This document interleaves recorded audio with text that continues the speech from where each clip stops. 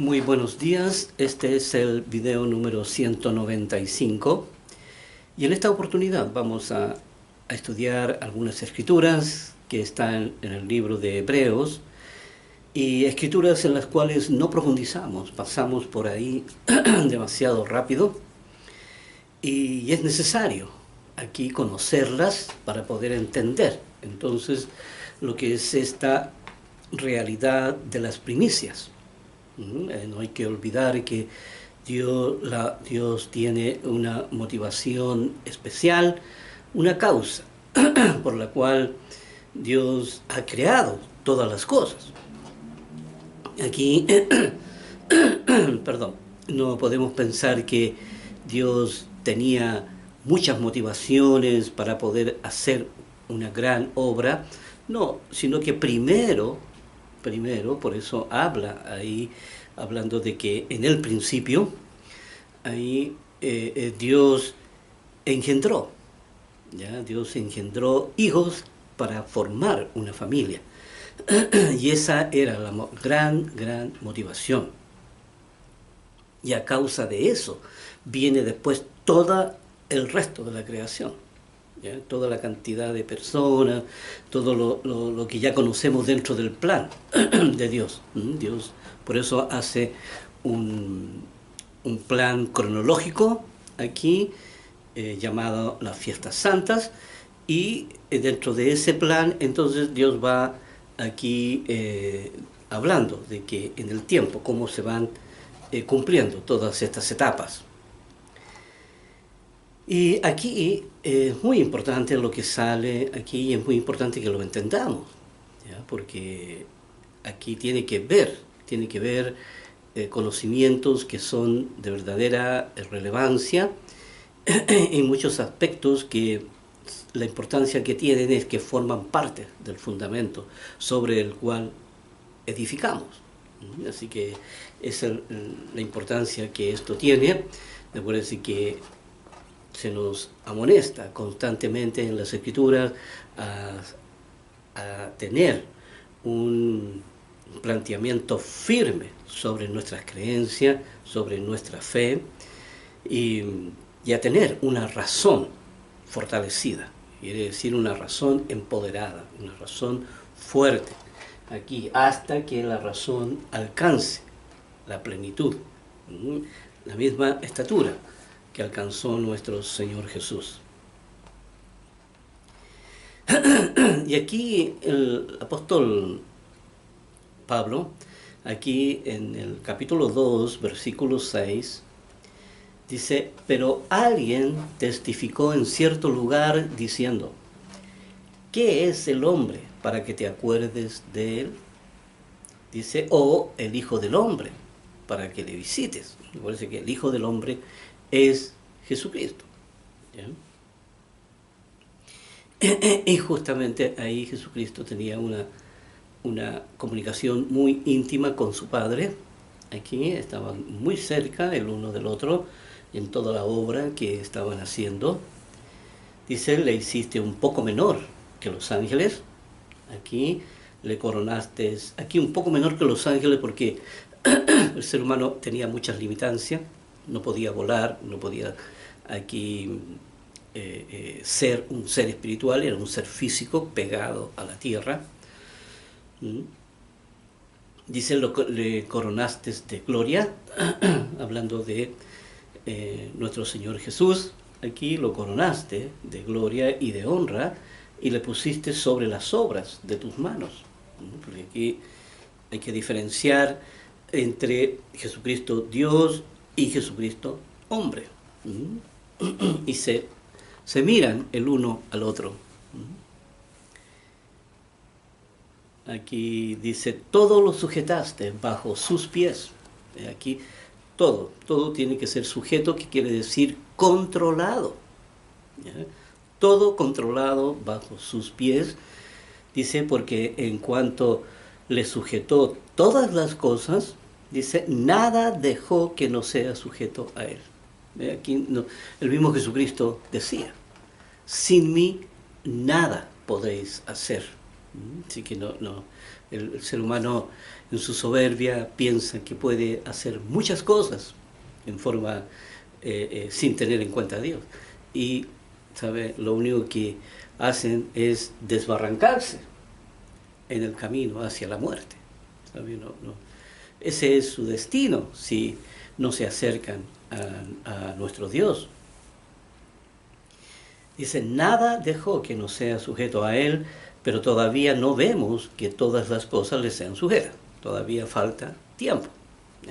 Hasta que Dios, como Él mismo dice en otra parte, hasta que se complete el tiempo y hasta que el tiempo se complete el tiempo determinado. ¿Ya? No la cantidad determinada de personas que necesita. No, sino que el tiempo. Se acaba el tiempo, él dice, bueno, aquí hay 6.000 años y en ese tiempo tiene que hacerse la obra. Aquí ese es el tiempo estimado, por lo tanto muchos dicen que, bueno, hasta que entren todos los que Dios tiene llamados o destinados. Eso no es así, tiene que ver con el tiempo se termina y se cierra la puerta. Dice, pero vemos a aquel que fue hecho un poco menor que los ángeles, dice, a Jesús, coronado de gloria y honra, a causa del padecimiento de la muerte, para que por la gracia de Dios gustase la muerte, aquí, gustase la muerte por todos.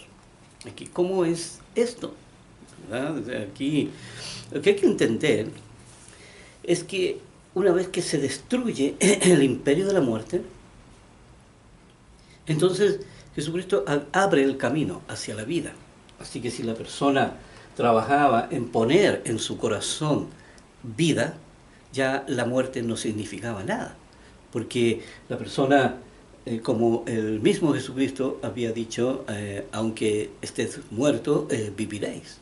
Y no morirá eternamente. ¿Por qué? Porque la persona lleva la vida en su corazón. Y puede morir el cuerpo, que no tiene ninguna importancia. Por eso ya no, para el cristiano no hay temor a la muerte, sino solamente aquí una transición muy breve en la cual finalmente va a recibir la transformación de su espíritu. Por eso dice, para que gustase la muerte por todos. Aquí vamos a ver el versículo 10. Dice, porque convenía a aquel por cuya causa son todas las cosas, ¿ya? Y por quien todas las cosas subsisten, ¿ya? Que habiendo de llevar muchos hijos a la gloria, perfeccionase por aflicciones al autor de la salvación de ellos. Y veamos con detención este versículo, que es uno de los más importantes. Dice, porque convenía a aquel por cuya causa, ¿ya? Convenía a aquel que era Jesucristo, dice, por cuya causa, ¿ve? Porque había una causa por la cual él se estaba convirtiendo en un hombre. ¿Ya? ¿Y cuál era esa causa? ¿Ya? Dice, por cuya causa son todas las cosas, ¿ve? Todo lo que existe. ¿Ya? Aquí hablando de todo el universo, que es realmente gigantesco. Y sabe, la imaginación o las matemáticas aún no alcanzan, ¿ya? A medir o a entender las distancias que hay o lo pequeños que somos nosotros, ¿verdad? Y que somos seres tan complejos, ¿verdad? Que aquí cuando un avión se eleva un poquito, ¿verdad? Ya el ser humano, uno mira hacia la Tierra y ya el ser humano desaparece, ya no se ve, ¿ya? Solamente se ve la inmensidad, ¿ya? Y el ser humano literalmente desaparece porque es muy demasiado pequeño. pero aquí un plan gigantesco para estos seres tan pequeñitos e insignificantes. Dice, y por quien todas las cosas subsisten. ¿Ven? Aquí todas las cosas subsisten. Ya hemos dicho que Él es el que sostiene todo con vida. Ya lo hemos explicado esto un montón de veces. Ya Él aquí vuelve a reiterar la subsistencia, que es Él quien la sostiene, y que habiendo de llevar muchos hijos a la gloria, ahí es donde estaba la causa del por qué se habían hecho todas las cosas, y la causa del por qué Él se convertía en hombre. ¿Ya? Y dice, muchos hijos a la gloria, perfeccionarse por aflicciones. Perfeccionarse por aflicciones, hablando de la vida de Jesucristo que le tocó llevar, ¿ya? Por aflicciones al autor de la salvación de ellos. Porque Jesucristo es el autor de la salvación. Él fue el que abrió camino, Él fue el que destruyó la muerte. ¿Ya? La muerte ya no era tan, no tenía el imperio aquí, como dice, y también ya la muerte no era algo que el hombre debía de temer, sino que solamente debía de entender lo que había que hacer con su vida para llevar vida aquí, para llevar vida aquí, tal como sale ahí, ya donde dice, yo soy la vida y vosotros el pámpano. Aquí el que permanece en mí lleva mucho fruto, lleva mucha vida aquí en el corazón, ¿ya? Lleva mucha vida. Dice, porque el que santifica, hablando de mediante el mensaje de su ley, dice, y los que son santificados, los que trabajan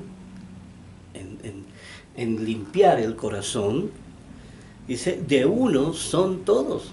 Hablando de Jesucristo, de Jesucristo hombre, dice, de uno son todos, por lo cual no se avergüenza de llamarlos hermanos. No, aquí Jesucristo, Dios. No se avergüenza de llamarlos hermanos. Diciendo, anunciaré a mis hermanos. ¿Ya? Y aquí no se avergüenza de llamarlos hermanos. ¿De quién está hablando? ¿De los justos? No, aquí está hablando de las primicias. De las primicias que nacerán. Acuérdense que era la motivación, ya, era la motivación más grande que Dios tenía. ¿Ya? Aquí Dios quiere tener una familia, ¿ya?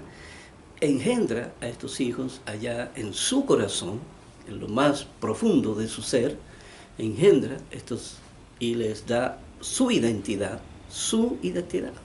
Se los da a Jesucristo, Jesucristo los envía. ¿Ya?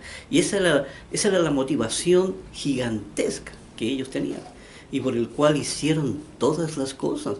Y sabe, uno cuando mira la tierra y mira el universo, en realidad, ¿podría usted comprender que usted es la causa por el cual se hicieron todas las cosas?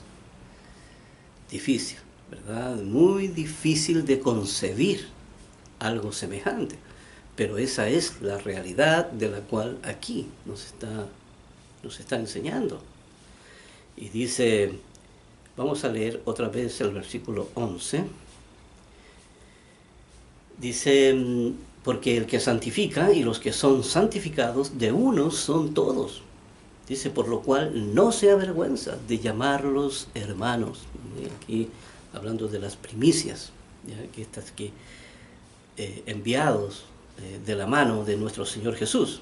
Acuérdense lo que dice ahí el libro de Juan 17, donde dice, así como tú me enviaste a la tierra, ¿cierto? Yo también los he enviado. Perdón, dice, así como tú me enviaste al mundo, yo también los he enviado al mundo. diciendo, aquí en el versículo 12, diciendo, anunciaré a mis hermanos tu nombre. Anunciaré tu nombre y, dice, y en medio de la congregación te alabaré. Aquí dice, y otra vez dice, yo confiaré en él. Hablando de Dios Padre hacia nuestro Señor Jesús, dice, y de nuevo dice, he aquí yo y los hijos que Dios me dio. Hablando de Jesucristo, yo y los hijos que Dios me dio, hablando de ese momento cuando Jesucristo ahí en Juan 17 dice, ¿ya? Así como tú me enviaste al mundo, yo también los he enviado al mundo. Y después dice, la gloria que tú me diste, yo también les he dado esa gloria. ¿Ya? Y yo y los hijos que Dios me dio. Y aquí, este versículo 14, que vamos a leer a continuación, es una escritura, aquí yo diría, una de las escrituras más remota, antigua, que puede haber en toda la creación de Dios. Esta escritura se debe remontar, yo diría, a los miles y miles y miles y miles de millones de años atrás. ¿Ya? Aquí en el origen mismo, cuando estaba Dios Padre Dios y el Verbo. ¿Ya? Estaban ellos dos solamente. En el principio, como dicen las Escrituras, ¿ya? En el principio del proyecto. ¿Ya? Porque ahí, cuando nace en ellos la idea, entonces el pensamiento de formar una familia. Y fíjense que lo que voy a decir ahora es especulación, por supuesto, pero aquí lo que yo me planteo a mí mismo, ¿ya? Y lo converso con mi padre y digo, ¿por qué era necesario que hubieran dos en la deidad? ¿Ya? Jesucristo, que era el Verbo, que era Dios, era al parecer, no puedo afirmar nada, porque esto no está escrito. Lo que estoy hablando ahora es una especulación, nada más. Pero al parecer el Verbo venía de Dios. O sea, al parecer se dividieron en dos ahí. ¿Cómo lo hicieron? ¿Cómo fue que nació Jesucristo? O sea, nació el Verbo. No lo sé aquí, pero tenía que haber dos para poder llevar a cabo este plan. ¿Ya? Porque era necesario que hubieran dos dioses, ¿ya? Y para poder llevar a cabo este plan. Entonces, lo que me da a mí a pensar que hay cuando yo hablo del origen mismo, hay que remontarse, pero muchísimo más atrás, ¿ya? Muchísimo más atrás, en donde cuando estaba Dios solo, ¿ya? Dios, ¿cierto?, en la inmensidad, estaba solo, y Dios entonces piensa en una familia y piensa en todo el proyecto que tiene, y aparece Jesucristo, aparece el Verbo, ¿ya? Aparece el Verbo, y ahí entonces, estando los dos, pueden llevar a cabo esta obra. Pero uno solo no podría haberlo hecho, ¿ya? Tenía que ser de su propia simiente, tenía que ser un propio Dios, tenía que haber en él la lucidez, ¿ya? Tenía que estar el sentido de la conciencia, tenía que estar el espíritu racional ahí, con vida propia, ¿ya? ¿Y cómo lo llevó a cabo? En realidad eso nunca lo vamos a ver, pero también es especulación mía, ¿ya? Es una especulación mía aquí, porque ellos también, ahí en Apocalipsis, él dice aquí que no tiene principios ni fin de días. Aquí no parece que esa dimensión aquí solamente está en nosotros, aquí, ¿verdad? Para nosotros todo tiene un principio y todo tiene un fin. Así que ahí nos perdimos, nos perdimos totalmente, pero todo esto es especulación. Todo esto es algo de lo cual estoy especulando, pero siempre me he preguntado por qué tenían que haber dos y por qué entonces para poder llevar a cabo esta obra. Y aquí entonces sale esta escritura que es las más antiguas de todas las que se registran en la Biblia. Esta es una de las más antiguas, porque parece que el más antiguo es en el principio, Dios y el Verbo. Pero aquí dice, así que por cuanto los hijos participaron de carne y sangre, los hijos, ¿quiénes eran los hijos? Las primicias. Estas primicias, esto que estamos hablando, ¿ve? Porque todas estas escrituras que hemos estado leyendo se refiere no a los justos, sino se refiere a las primicias que nacerán en la familia de Dios. ¿Ve? Y por cuanto los hijos participaron de carne y sangre, porque así estaba planificado, ¿ya? Que estos hijos se convirtieran en personas, dice, Él también participó de lo mismo, Él, Jesucristo participó de lo mismo. Por eso, primero, ¿ya? Por eso Jesucristo se pone en el segundo lugar aquí. Cuando Jesucristo, dentro de todo el plan, se dan cuenta que el ser humano tiene que convertirse en un ser aquí físico, Jesucristo se da cuenta que Él también tiene que participar de lo mismo, para poder rescatarlo de su vana condición en la que estaba viviendo. ¿Ya? Y por eso dice, participó de lo mismo, para destruir. ¿Ya? ¿Ve? Aquí había que destruir, ¿ya? Por medio de la muerte, al que tenía el imperio de la muerte. Esto es al diablo. ¿Ya? Pero aquí hay que entender algo, ya hay que entender algo aquí, porque la objetividad aquí no se puede perder. ¿Ya? Uno no se puede perder en la objetividad. Primero, la muerte tenía que existir, pero ¿por qué razón?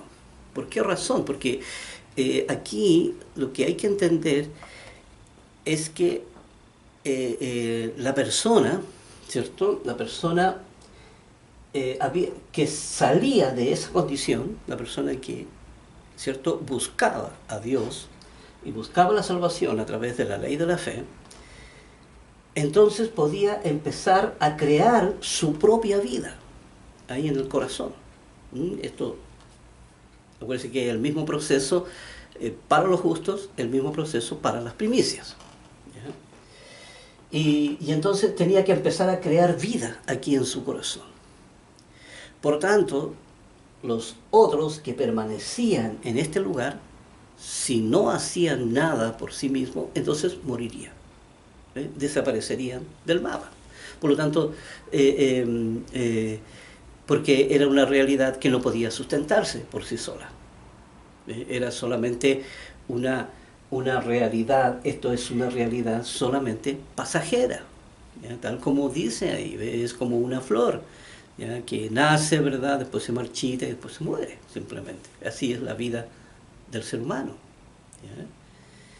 Y por eso había que destruir la muerte, ¿ya? Que quiere decir que había que rescatar al ser humano de esa condición y abrirle una puerta a través de la ley de la fe, abrir una puerta para que pudiera entrar entonces a crear vida en su corazón. ¿Ya? A crear vida en su corazón. Y esto no es mi especulación, sino que estos son los que dicen las escrituras, ¿eh? Lo otro era especulación.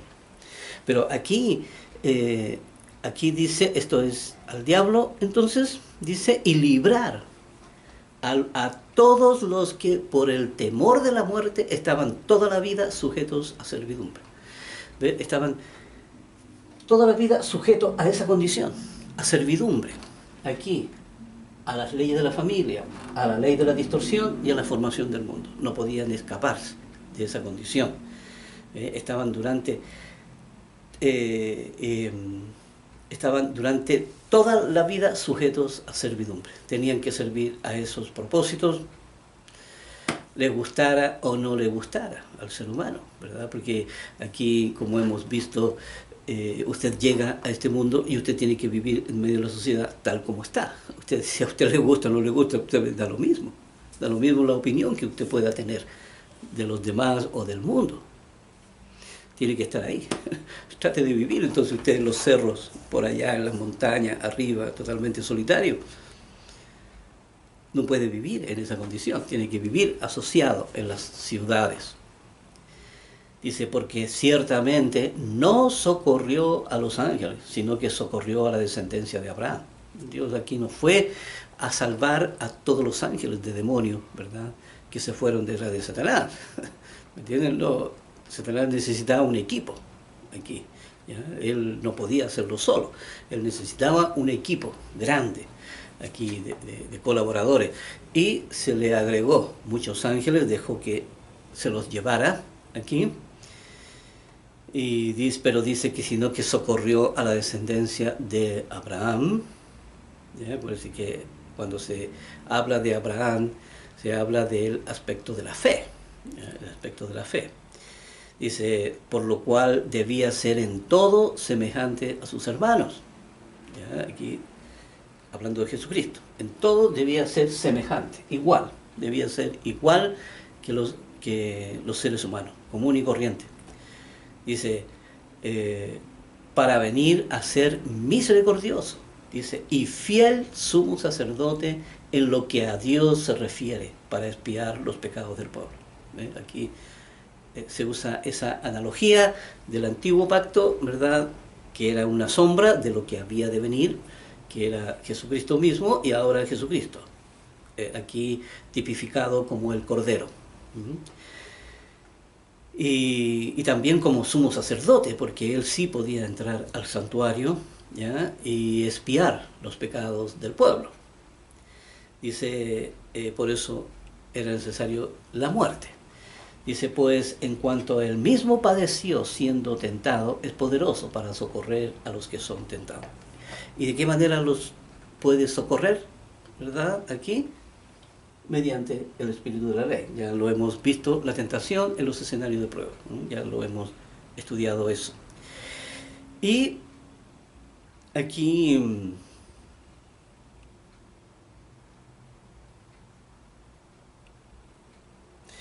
bien, ahí entonces era lo que yo quería hablar sobre este capítulo tan importante que es aquí de Hebreos 2, en donde habla, ¿ya?, habla de las primicias, ¿ya?, habla exclusivamente ahí, y de la motivación que Dios tenía, ¿ya?, y cómo Él se convierte en hombre, sabiendo que sus hermanos, los hijos de Dios, también, participarían de carne y sangre, también Él participó de lo mismo.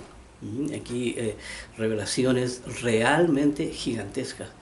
Y aquí debemos de poner atención, ¿ya?, y quienes están o quienes estamos trabajando en este camino, aquí perseverar, ¿ya?, en trabajar aquí en su conversión, en limpiar el corazón, en apartarse aquí del mal, ¿ya?, y empezar a acumular vida en el corazón, ¿ya?, de manera que si aunque muramos, ¿verdad?, de cualquier forma, llevaremos vida, ¿ya? Esa es nuestra esperanza, y Dios nos estará allá esperando, ¿ya?, para que cuando nuestro Señor Jesucristo venga, entonces sus cuerpos o el espíritu pueda ser transformado en un cuerpo espiritual. Bien, ahí entonces ya vamos ahora a ir al estudio normal. Aquí nos hemos pasado un poquito, pero era un material tremendamente importante, porque aquí hemos dicho, ¿ve? La motivación. ¿Y dónde estaba escrita la motivación? Está ahí, ahí en el versículo 14, ahí es donde está la verdadera motivación por la cual se hicieron todas las cosas y cuál era la intención de Dios de formar una familia. Pero para eso tenían que haber dos dioses. ¿Ya? Y ahí es donde Dios nos revelará un día, ¿ya? De dónde vino uno de ellos, de dónde vino el verbo. Bien, yo creo que va a ser fascinante. Veía ahí un video que me impresionó mucho sobre las galaxias. Aquí, primero que todo, cuántos años luz tiene la Vía Láctea solamente, pero luego se empieza a alejar la cámara y empiezan a aparecer las miles y miles y miles y miles de millones de galaxias, ¿ya? Y galaxias gigantescas, en donde nuestra galaxia a veces aparece como algo muy pequeño, ¿ya? Y galaxias, en realidad, el universo creado por Dios es verdaderamente grandioso y habla del poder y de la grandeza que tiene nuestro Dios.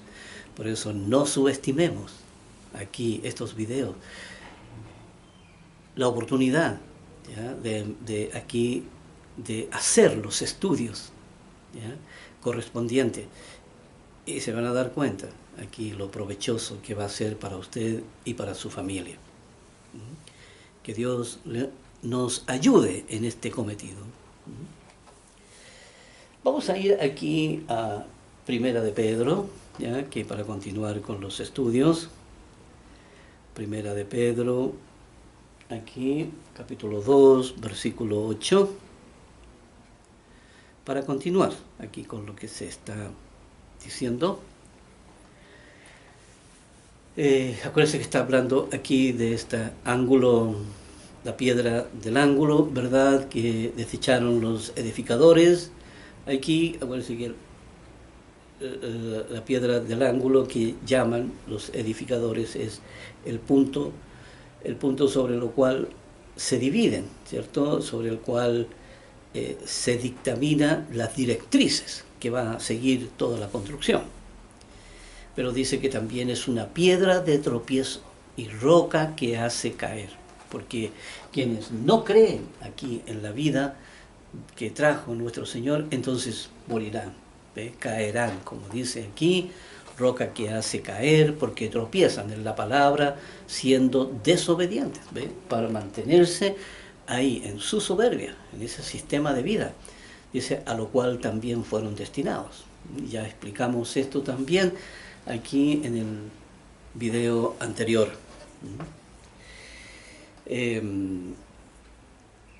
Aquí quería yo hacer una corrección también que dije aquí, no sé si en el video anterior o en el anterior, ¿ya? Pero aquí yo hablé sobre la misericordia de Dios.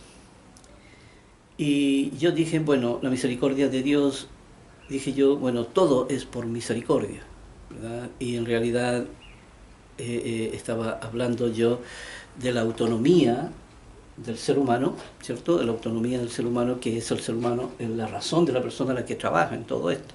Sí, pero esto es entregado por misericordia, la vida es entregada por misericordia, ¿ya? Todo es entregado por misericordia. Nadie puede ir a Dios a exigir derechos, ¿ya? Si uno pide sanidad, uno no puede decir, Señor, esta era una promesa tuya, ¿por qué no lo hiciste? No, uno no lo puede. Eso es por misericordia, nada más. Es cuando uno dice, Señor, hágase tu voluntad, aquí es porque se hará como Él dice y no como uno quiere. Y estamos aquí vivos, ¿ya? Y estamos aquí viviendo en este mundo solamente por la misericordia de Dios, nada más. Dios podía perfectamente, ¿sabe? Él hace así y todo desaparece, ¿sabe? Y desaparecemos todos del mapa aquí. porque Dios tiene el poder, nosotros somos aquí como polvo en sus manos. Por eso siempre debe ser por misericordia. Uno tiene que apelar a la misericordia de Dios, ya sea porque quiere que una persona siga viviendo, o porque quiere o porque quiere que sane a una persona, o porque aquí uno pide para que Dios le dé sabiduría para poder entender su palabra y poder acumular vida en su corazón. Uno tiene que ir con esa humildad ante Dios a decir: Señor, tu misericordia nos acompañe, tu misericordia como tú quieras, ¿ya? Lo que tú me des, ¿ya? Pero uno nunca debe aquí pensar que Dios hizo promesas y entonces al tiro. No, la única promesa que Dios hizo fue al final. Dios está diciendo: miren, si ustedes llegan al final, entonces yo les prometo que les daré salvación y vida eterna. Eso fue lo único, ¿ya? Y no hay más promesas aquí, ¿no? Nunca hay promesas de sanidad, ¿ya? Aquí sanidad es por misericordia. Y uno tiene que tener esa actitud frente a Dios. No se puede aquí doblarle el brazo a Dios. Dice el versículo 9, aquí parece que está hablando aquí de los que son desobedientes, ¿verdad? Y como dice, a lo cual también fueron destinados, dice: mas vosotros sois linaje escogido. Aquí, linaje escogido, aquí ya, estos son los justos, ¿ya? Dice real sacerdocio, nación santa, porque pasa a ser la Israel espiritual. ¿Ya? Aquí ya no es una cuestión de raza, porque Dios deja entrar. El olivo silvestre es injertado aquí en el olivo, que había sido creado por Dios, que era el pueblo de Israel, y este olivo silvestre entonces viene del resto del mundo y pasa a formar parte de la nación de Israel, aquí hecha por muchas naciones, por gente de muchas nacionalidades, y esto pasa a ser entonces un pueblo adquirido por Dios para que anunciéis las virtudes de aquel que os llamó de las tinieblas, aquí hablando de la ignorancia, a su luz admirable, aquí, a la nueva, a la nueva formación. Dice: vosotros que en otro tiempo no erais pueblo, ¿verdad? Porque aquí toda la gente que se acerca aquí a Dios no son pueblo de Dios, aquí no son de la nación de Israel, y no erais pueblo, dice: pero ahora sois pueblo de Dios, que en otro tiempo no habíais alcanzado misericordia. ¿Ves? La misericordia siempre, ¿ya? No habíais alcanzado misericordia, ¿ya? Porque estaba cerrado el camino, ¿ya? Por eso que Jesucristo fue el que abre camino a todo el mundo. Dice: pero ahora habéis alcanzado misericordia. ¿Ves? La misericordia aquí abierta a todo el mundo, ¿ya? Aquí no se necesita un llamamiento especial, ¿ya? Si la persona busca a Dios, lo encontrará ahí, y Dios lo educará y le enseñará su camino para que llegue al final. Dice: amados, yo os ruego como a extranjeros y peregrinos. ¿Ves? Somos aquí para esa nación, somos extranjeros y somos peregrinos. Dice: que os abstengáis de los deseos carnales que batallan contra el alma. Aquí de los deseos carnales, que ya sabemos qué significa la carnalidad. Yo también aquí hice varios videos al respecto, ¿ya? Y de lo amplio que es aquí este tema. Aquí dice: manteniendo buena vuestra manera de vivir entre los gentiles. Manteniendo buena la manera de vivir entre los gentiles, entre el mundo. Dice, para que en los que murmuran de vosotros, ¿verdad?, los que siempre están criticando por todo, dice, critican de vosotros como de malhechores, glorifiquen a Dios en el día de la visitación, cuando venga nuestro Señor Jesús, al considerar vuestras buenas obras. Buenas obras que vienen de la aplicación, ¿ya?, y el vivir, ¿ya?, y del desarrollo racional y de todo lo demás. Dice, por causa del Señor, someteos a toda institución humana, ya sea al rey como al superior. Aquí en realidad uno vive, ¿ya?, con las leyes, respetando lo que son las leyes cívicas de un país, del país en donde se encuentra. Dice, ya a los gobernadores, como por él enviados para castigos de los malhechores y alabanza de los que hacen bien. Aquí el Estado y la ley se compromete aquí en castigar, ¿cierto?, a las personas que cometen delitos. Ya vemos por qué existen las cárceles. Ya, dice, porque esta es la voluntad de Dios, que haciendo bien, hagáis callar la ignorancia de los hombres insensatos. Dice, como libres, pero no como los que tienen la libertad como pretexto para hacer lo malo, sino como siervos de Dios. Sabemos que la libertad aquí no existe. La libertad en la condición en la que vive el ser humano actualmente no tiene ningún tipo de libertad. No hay libertad. O sea, de hecho la palabra libertad no debería existir en el diccionario. Ahí, porque el hombre vive esclavizado aquí de su carnalidad. Dice, honrad a todos, aquí hablando del respeto que uno debe tener hacia todos, no dice honrad o respetad solamente a los que te respetan a ti, no, está diciendo honrad a todos. Y porque esta es la actitud que uno debe tener frente a los escenarios de prueba. Dice, amad a los hermanos, dice, temed a Dios, el temor a Dios, lo esencial y lo imprescindible que es, cuando dice amad a los hermanos, aquí, amad al prójimo.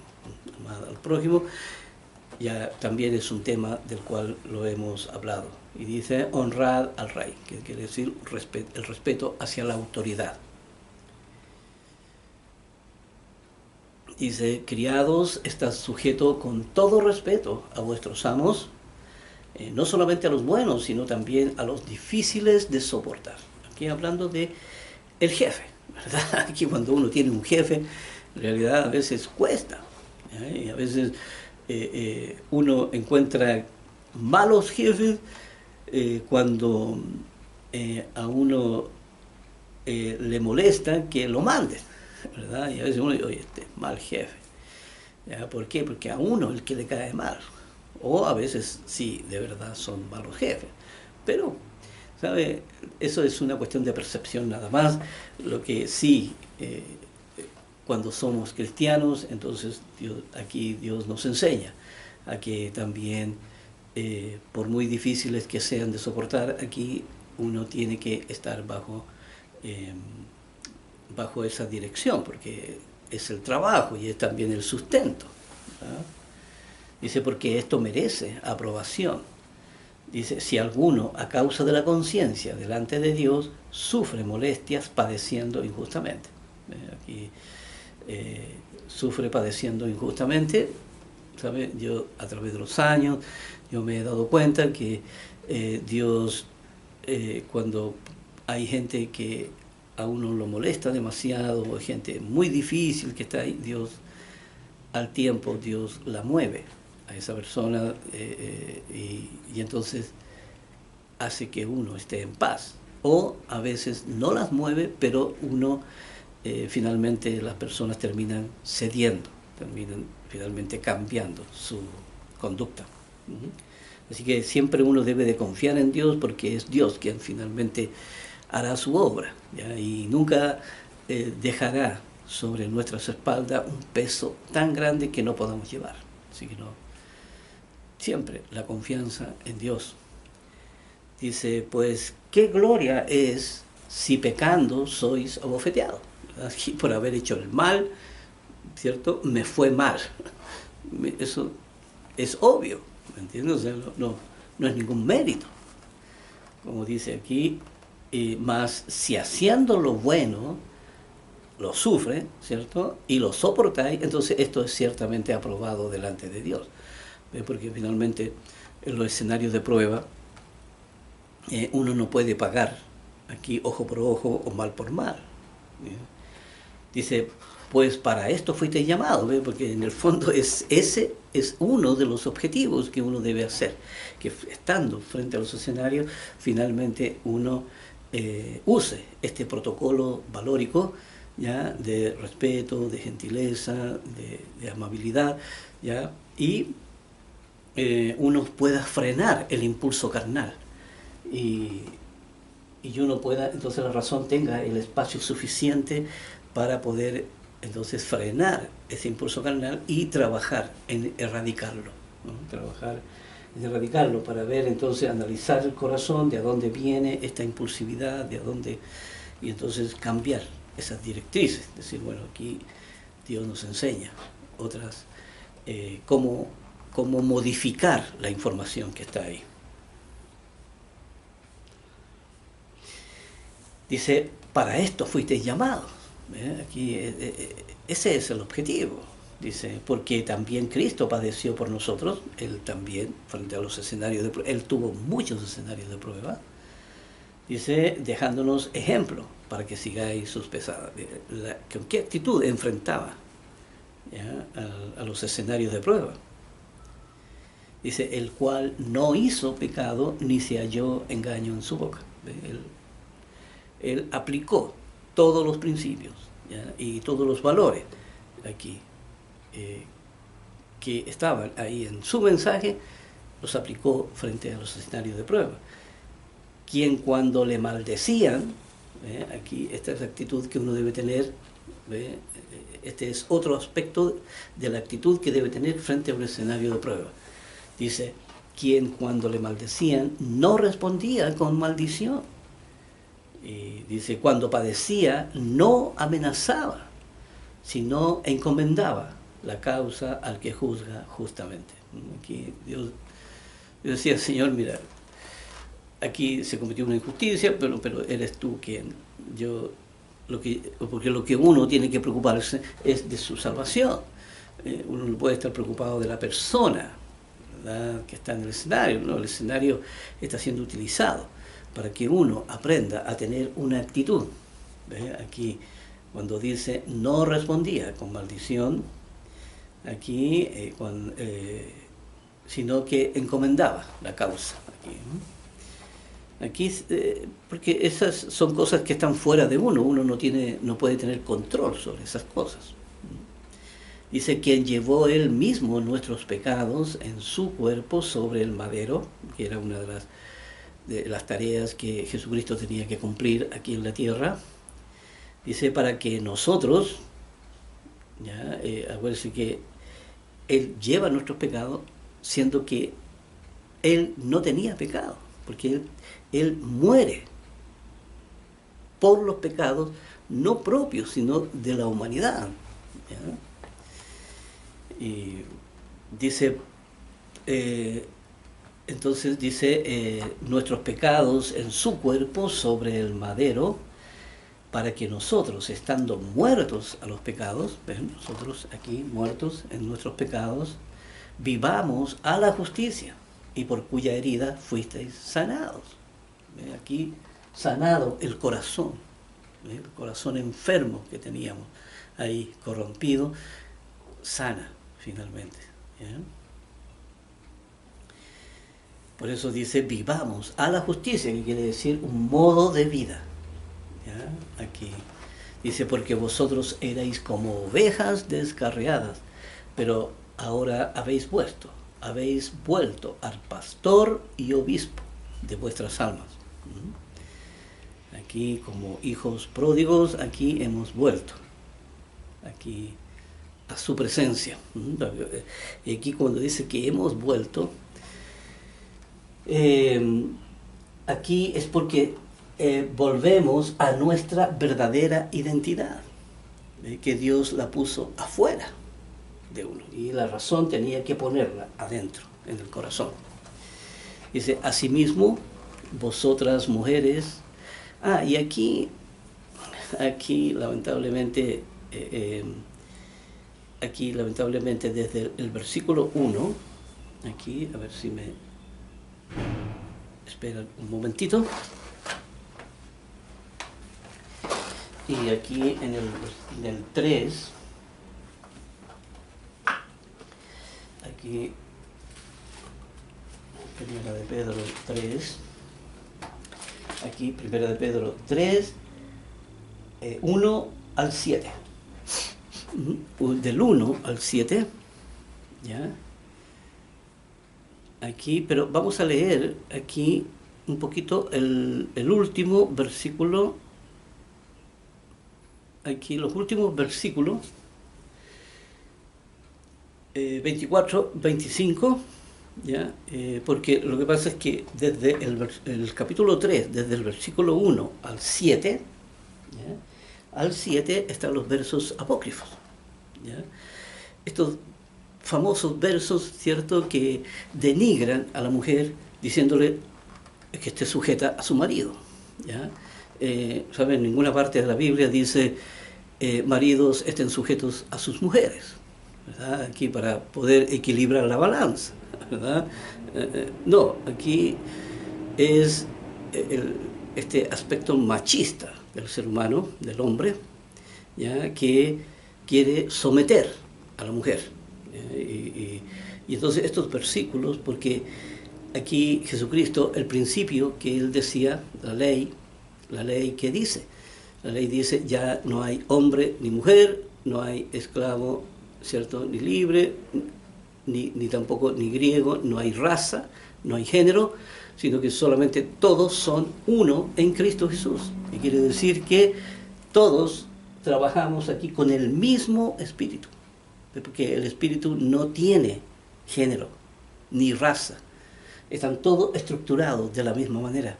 Entonces aquí se debe trabajar con los mismos principios para alcanzar los mismos objetivos. Así que por eso aquí desde el capítulo 3, desde el versículo 1 al 7, ¿cierto? Ahí están los versos apócrifos. Ustedes los pueden leer, yo no voy a leerlos ahí, incluso hicimos varios videos aquí, o creo que es un video que hay sobre los libros apócrifos y sobre los versículos apócrifos, y ahí sale esto también. Aquí Pedro no era la excepción, aquí los escritos de él también fueron contaminados, pero hay que darse cuenta que Dios jamás hace recomendaciones ni consejos a los matrimonios. Aquí, ¿por qué razón? Porque no tenía sentido. Aquí, cuando una persona vive en el camino de Dios, entonces sabe perfectamente qué hacer con su matrimonio. ¿Entiendes? O sea, es obvio, ¿ya? Aquí, por eso siempre hemos dicho, preocúpense de entender la ley, y entonces sabrán qué hacer con sus vidas. Y aquí entonces nos saltamos al versículo 8, ¿ya? Por eso leímos el capítulo 2, ¿cierto?, que se une con el escrito del versículo 8 en adelante. ¿Ya? A ver si me doy a entender. En el capítulo 2, versículo 24 y 25, uno los lee y luego continúa leyendo en el versículo 8, y entonces ahí se ve el correlativo, o sea, se ve cómo es más fluida y continua el tema que se está tratando. Y aquí en el versículo 8, entonces comienza, yo no quiero dedicarle mucho tiempo aquí al incidente de lo apócrifo, ya del 1 al 7. Ustedes lo pueden leer aquí, siempre está aquí el hombre queriendo mostrar superioridad sobre la mujer, siendo que eso no existe. ¿Ya? Esto es propio de su machismo, ¿ya? El querer tener el dominio, el querer someter, el querer reprimir, ¿ya? Y el querer, entonces, es como yo he dicho, quieren tener una empleada en la casa para todo servicio, ¿verdad? Aquí como si estuvieran pagándole un sueldo, ¿verdad? Y como que no tuviera ninguna relación con uno. No, la persona tiene que hacer esto, tiene que hacer... Esos son tus deberes, ¿verdad? Aquí esos son tus deberes, yo los míos, ¿ya?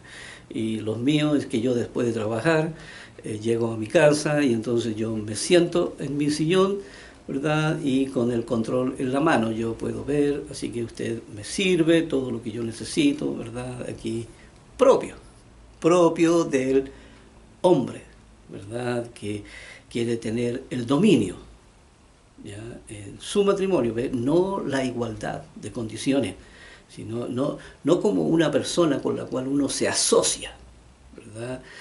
Para vivir en igualdad de condiciones, para que ambos haya cooperación, ¿ya? Entre ambos, y el amor también fluya de esa manera.